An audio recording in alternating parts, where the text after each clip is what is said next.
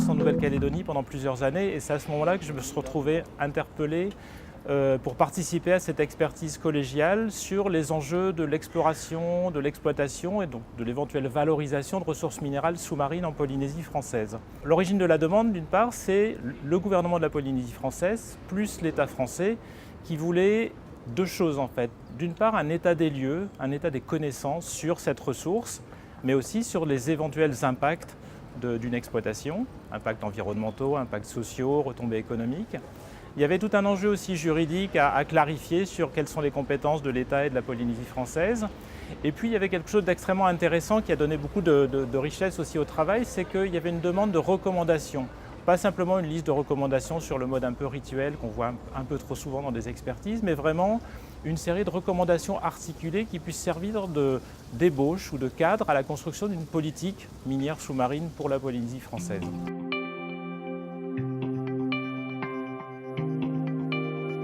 À partir de là, on a constitué en fait un collège d'experts, donc des scientifiques de différentes disciplines. Donc ça, c'est un aspect extrêmement important aussi. On avait des géologues, technologues, anthropologues, biologistes, économistes, juristes, géographes.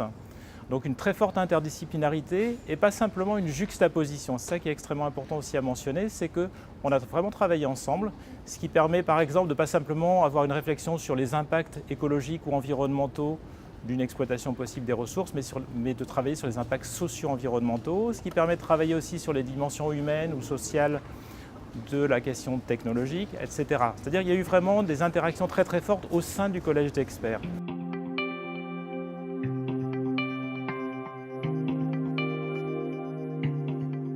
Deuxième type d'interaction essentielle, c'est qu'on a eu des interactions régulières avec les commanditaires dans le cadre d'un comité de pilotage qui nous permettait de présenter de manière régulière, en cours de route, l'avancement des travaux, les éventuels écueils sur lesquels on tombait, des questions parfois d'accès à la documentation. Et là, il est très clair qu'il faut aussi que les commanditaires jouent le jeu de cet accès à la ressource documentaire pour qu'on puisse avancer, que vraiment il y ait une collectivisation de l'information, des réflexions. À travers ces interactions, à la fois au sein du collège et avec les commanditaires, plus des acteurs extérieurs impliqués potentiellement dans cet enjeu, on a pu vraiment avancer et produire une série de recommandations, un état des lieux. Dans le cadre de ce format, on a un produit final qui est un livre. Alors il ne s'agit pas juste de produire un livre de plus, mais ça veut dire quelque chose de très important, c'est que l'expertise elle est publique, au sens où elle est publiée, ce qui veut dire accessible aussi. Et ça je pense que c'est un point très important, ce qui permet une vraie mise en débat, au-delà du cercle restreint, même s'il était relativement élargi, des commanditaires et des experts.